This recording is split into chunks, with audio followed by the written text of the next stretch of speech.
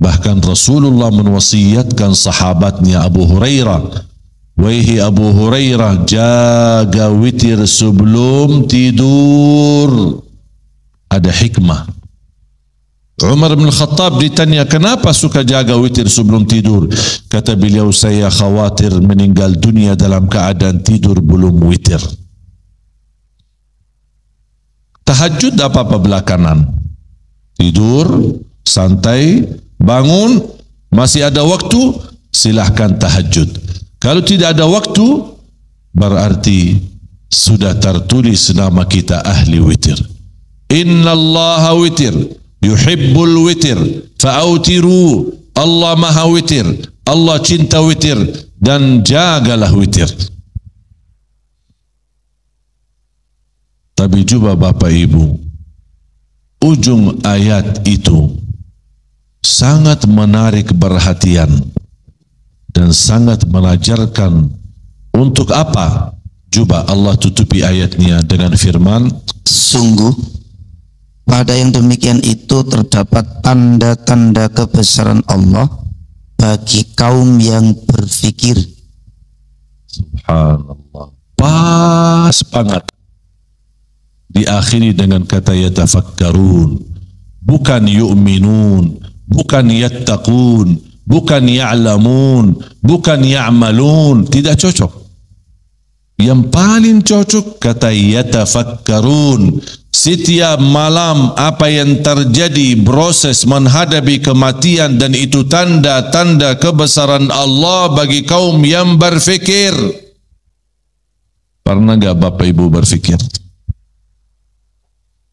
Kita selama ini kan hafal doa tidur, hafal doa bangun tidur. Pernah enggak berfikir?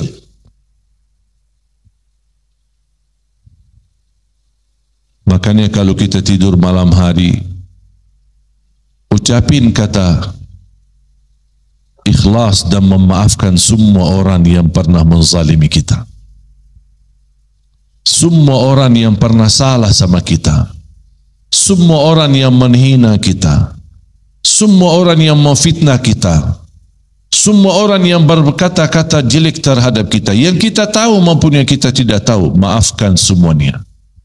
Seandainya malam itu meninggal dunia, insya Allah pula kita dapat dimaafkan oleh Allah, karena kita suka memaafkan semua manusia.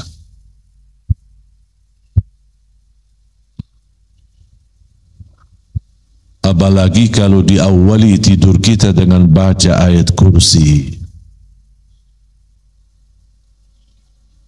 Subhanallah,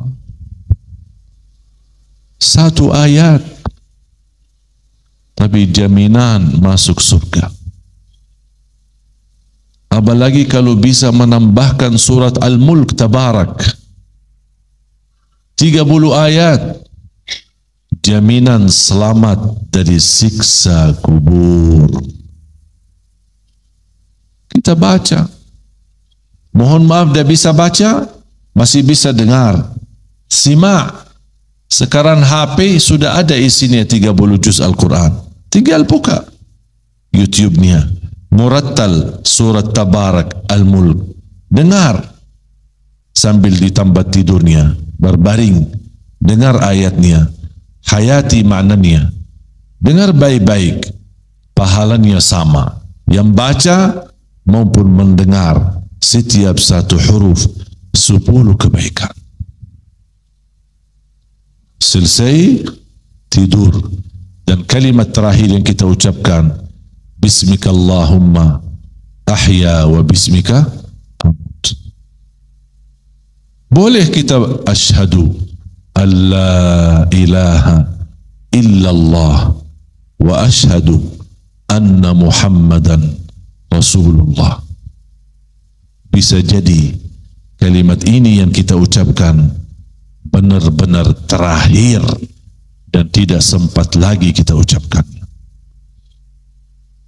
Begitu bangun, buka mata, oh, ada di ruang tidur, masih di kamar, masih di atas kasurnya. Alhamdulillah. Saya suka baca Alhamdulillah Alhamdulillah, Alhamdulillah alladhi ahyana ba'da ma amatana wa ilaihin nusyur. Terasa ucapan Alhamdulillah benar-benar dari dalam hati. Terasa keindahan ucapan Alhamdulillah karena baru saja Allah selamatkan kita dari kematian.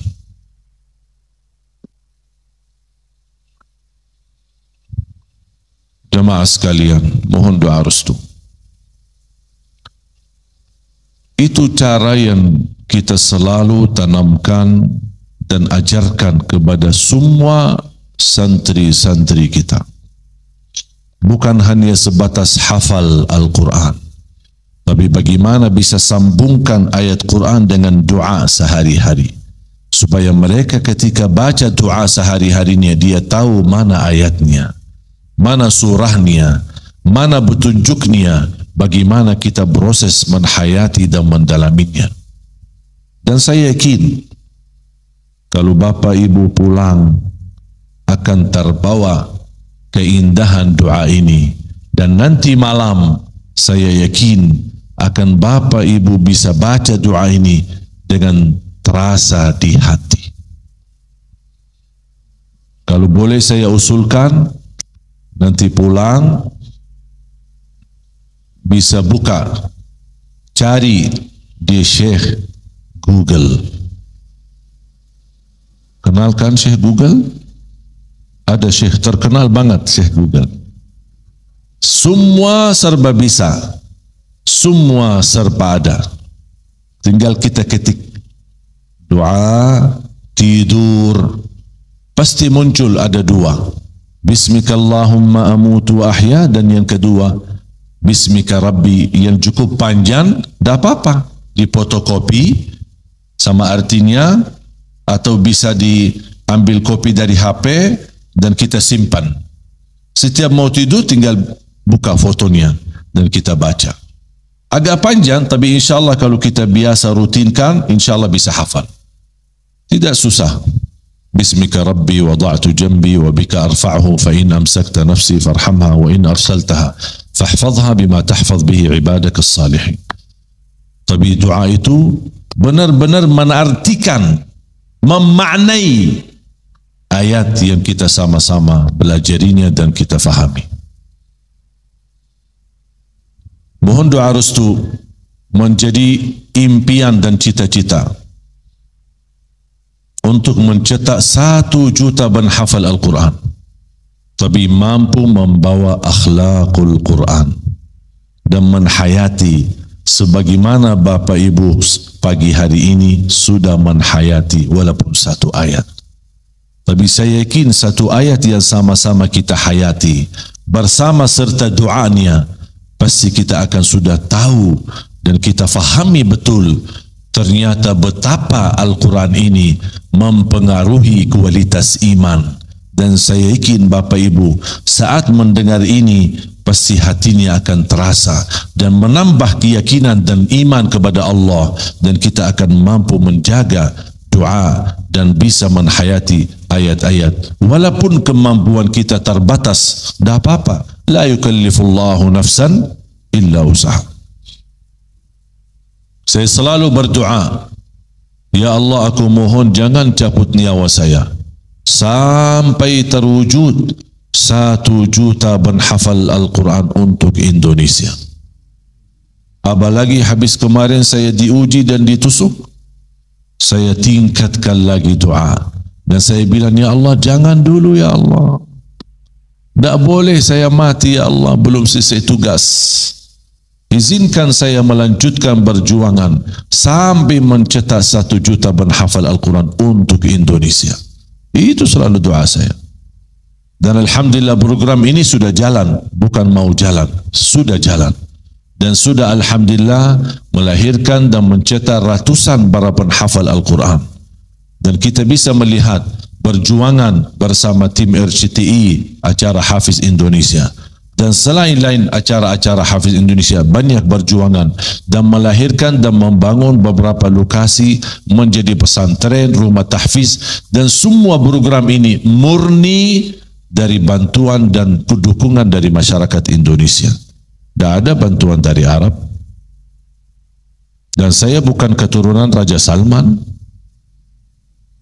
Tapi alhamdulillah dengan kepercayaan jamaah bisa kita mewujudkan, membangun beberapa tempat, mendapatkan wakaf, dan kita terus kelola dengan maksimal untuk mencetak 1 juta penghafal Al-Quran. Dan insya Allah tujuan kita membangun 100 markas yang sudah ada di Bandung, di Jatiluhur, di Cicalengka, di Lombok, di Bali, di Surabaya, dan juga ada beberapa daerah di Jawa Timur, di Jawa Barat, dan insya Allah di kota Malang dan di Kabupaten Malang, dan kita akan terus memperjuangkan. Insya Allah besok saya ke Surabaya dan akan lanjut insya Allah ke Ternate dan juga ke Tidore dan seterusnya di Palu, dan insya Allah terus kita memperjuangkan, karena saya percaya dan saya lihat ahlul batil yang membawa kebatilan, musuh Islam, musuh Al-Quran, bekerja keras, menghabiskan waktu, menghabiskan tenaga, menghabiskan fisiknya, bahkan menghabiskan hartanya untuk menghancurkan Islam dan umat Islam. Kita pula tidak boleh kalah sama mereka. Kita harus menghabiskan tenaga, menghabiskan waktu, menghabiskan harta untuk kita bangkitkan Al-Quran dan kita jadikan Indonesia negara para penghafal Al-Quran. Makanya saya tidak pernah mengenal lelah dan capek. Habis ditusuk, saya langsung perintahkan panitia, antarkan saya ke masjid untuk saya lanjut. Baru ini habis luka, masih dijahit, masih basah. Mereka khawatir mau antar saya ke hotel. Saya bilang lebih baik saya mati di masjid daripada mati di hotel. Saya lanjut habis maghrib. Kejadiannya sore hari, habis maghrib saya isi acara, habis isya saya isi tabligh akbar, dan besoknya pagi saya masih lanjut dan kembali ke Jakarta terus beraktivitas kembali dan tidak ada istirahatnya, karena saya percaya dan yakin dunia bukan tempat istirahat. Laqad khalaqnal insana fi kabad, kami ciptakan manusia dalam kesusahan, dalam kecapian, dalam kelelahan, dan tidak ada istirahatnya. Kapan istirahat kita? Kalau sudah di dalam surga. Kalau sudah di surga, istirahat selama-lamanya, tidak ada tugas lagi. Selama masih di dunia, mohon Bapak Ibu jangan kalah sama orang munafik. Jangan kalah sama musuh-musuh kita. Kalau musuh-musuh Islam dan musuh Al-Quran, mereka berjuang dan niat mereka menghancurkan Islam dan menghancurkan kita umat Islam. Kita juga akan memperjuangkan Islam, tapi kita tidak ada niat buruk menghancurkan mereka. Kita justru membawa akhlak Nabi Muhammad dan supaya kita sibarkan rahmatan lil alamin. Mudah-mudahan mereka bisa tersentuh rahmatan lil alamin.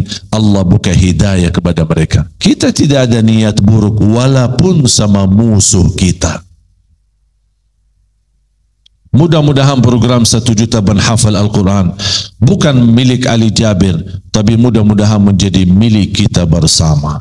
Perjuangan kita bersama, amal salih kita bersama, dan mudah-mudahan semua bisa jadi kita gagal menghafal Al-Quran, tapi insya Allah dengan kita memperjuangkan Al-Quran, insya Allah tertulis nama kita yang mendapatkan syafaatnya Al-Quran.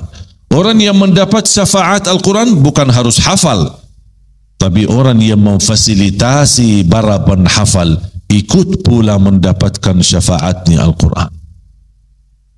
Semoga semua perjuangan kita menjadi saksi baik, menjadi amal salih dan sedekah jariyah yang tidak terputus pahalanya sampai hari kiamat. Amin, amin ya rabbal alamin.